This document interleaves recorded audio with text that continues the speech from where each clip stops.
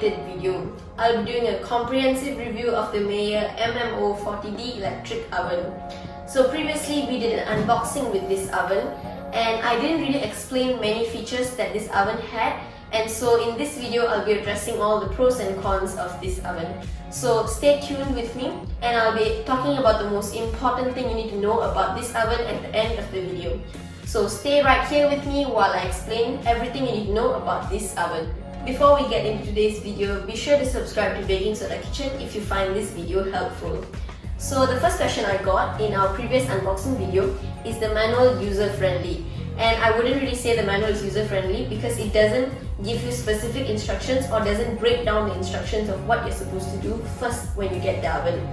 The only thing it pretty much says is what the functions actually do, but most of the way you have to figure out the oven yourself, see what the functions do. It's mostly just trial and error. So to that question, I don't think the manual is user-friendly, but you can get used to this oven pretty fast yourself. The next question I got is, does the inner light stay on?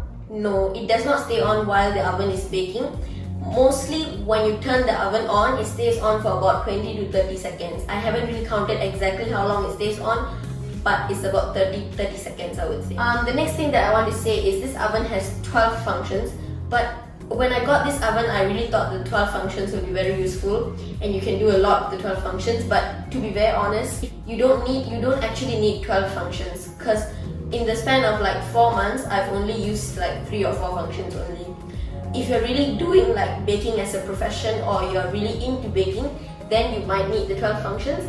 But for a normal baker who is just trying out baking, you definitely don't need 12 functions, and you can go with the other models that only offer about 6 functions, about half the price of this oven. So that is one thing that I have to tell you all in case you're looking to get this oven. So the next thing is, I want to let you know that the heat maximum, the temperature that this oven goes to is 230 degrees Celsius.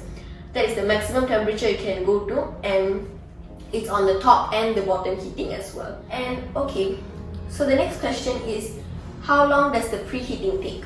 So the preheating for this oven takes about 10 to 12 minutes.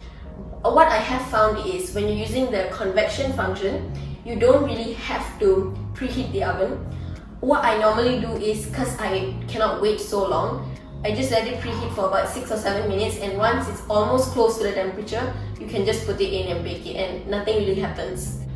Another common question is, do you have to lower the temperature when you're using convection? Convection definitely has a higher heat and will cook your food faster. So what you have to do is, whatever recipe you're following, if they say for example 200 degrees Celsius, you should definitely lower your temperature down to about 175 if you're using the convection fan. So that's what I recommend in case you are worried that your oven might burn your food. So I hope I've addressed most of your queries in this video, and I'm going to be talking about the most important one. Now, for the most important thing you must know about this oven is the heat settings can be controlled separately.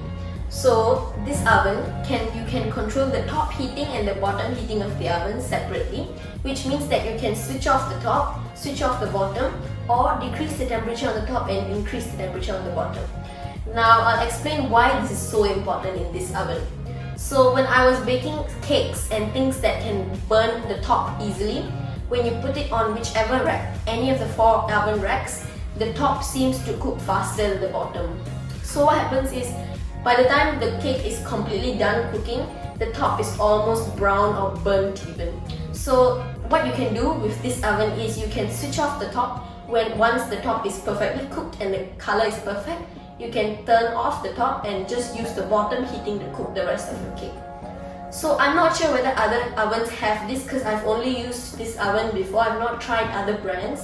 So this is one thing that I would say is good about this oven, that you can switch off the top and just let the bottom heating cook the rest of the thing that you're making.